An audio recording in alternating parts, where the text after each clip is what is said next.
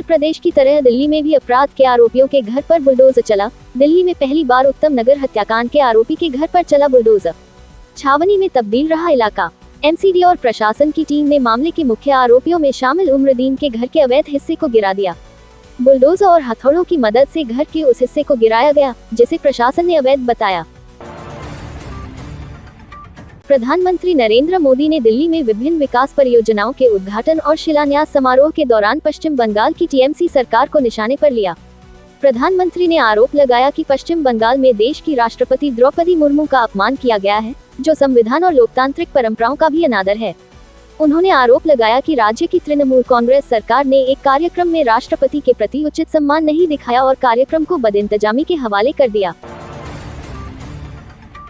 प्रधानमंत्री नरेंद्र मोदी ने बुराड़ी में विकास परियोजनाओं के उद्घाटन और शिलान्यास कार्यक्रम के दौरान पूर्ववर्ती आम आदमी पार्टी सरकार पर तीखा हमला बोला। उन्होंने आरोप लगाया कि पिछली सरकार के कार्यकाल में गरीबों और मध्यम वर्ग की परेशानियों की अनदेखी की गई और स्वास्थ्य क्षेत्र की स्थिति भी खराब कर दी गई थी। प्रधानमंत्री नरेंद्र मोदी ने दिल्ली के बुराड़ी क्षेत्र में करीब 33,500 करोड़ रुपए की विभिन्न विकास परियोजनाओं के शिलान्यास और लोकार्पण के अवसर पर डबल इंजन सरकार के फायदे गिनाए। अपने संबोधन में उन्होंने दिल्ली में भाजपा सरकार बनने के बाद तेज हुए विकास कार्यों का उल्लेख करते हुए संकेत दिया कि केंद्र और राज्य में एक ही दल की सरकार होने से विकास को गति मिलती है। प्रधानमंत्री का ये संदेश केवल दिल्ली तक सीमित नहीं था, बल्कि विधानसभा चुनाव वाले राज्यों के मतदाताओं को भी साधने का प्रयास दिखा। अंतर्राष्ट्रीय महिला दिवस पर प्रधानमंत्री नरेंद्र मोदी की ओर से बुराड़ी क्षेत्र में मेट्रो रेल और अन्य विभागों की विभिन्न परियोजनाओं के उद्घाटन व शिलान्यास करने के कार्यक्रम में महिलाओं को विशेष प्राथमिकता दी। कार्यक्रम के मंच पर भाजपा की महिला सांसदों और महिला विधायकों को पहली पंक्ति में स्थान दिया गया, जबकि अधिकांश पुरुष सांसदों को दूसरी पंक्ति में बैठाया गया और पुरुष विधायकों को मंच पर स्थान नहीं मिला।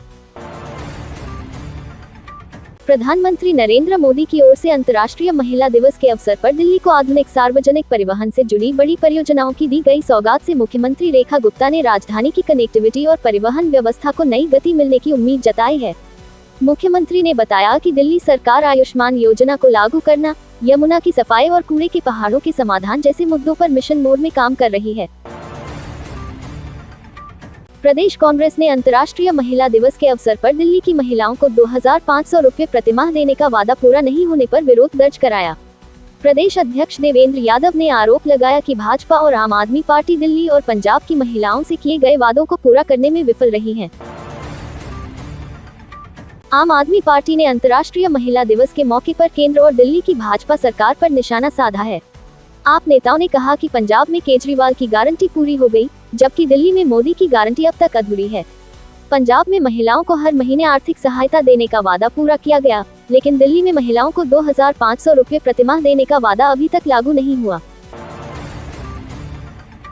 प्रदेश भाजपा के अध्यक्ष वीरेंद्र सचदेवा ने महिला योजनाओं को लेकर आम आदमी पार्टी के आरोपों पर पलटवार किया है। उन्होंने कहा कि आम आदमी पार्टी के नेताओं के बयान विरोधाभासी हैं और उन्हें भाजपा की गारंटी योजनाओं पर टिप्पणी करने का कोई अधिकार नहीं है। दिल्ली में स्किल रेट बढ़ाने की मांग ने तूल पकड़ना शुरू कर दिया है। इस सिलसिले में बवाना इलाके के ग्रामीण एकजुट हो रहे हैं। इसके पहले 2 बार मुनका इलाके के ग्रामीण पंचायत कर चुके हैं। ग्रामीणों का कहना है कि पिछले 1 दशक से स्किल रेट नहीं बढ़े हैं।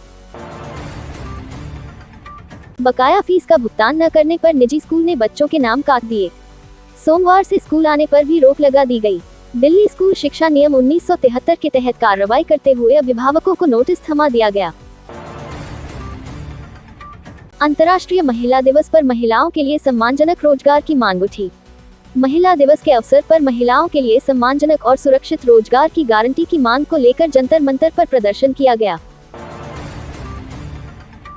दिल्ली में 9 और 10 मार्च को भी अधिकतम 34 से 36 और न्यूनतम 16 से 18 डिग्री सेल्सियस के बीच तापमान रहेगा, लेकिन हल्के बादल छाए रहेंगे।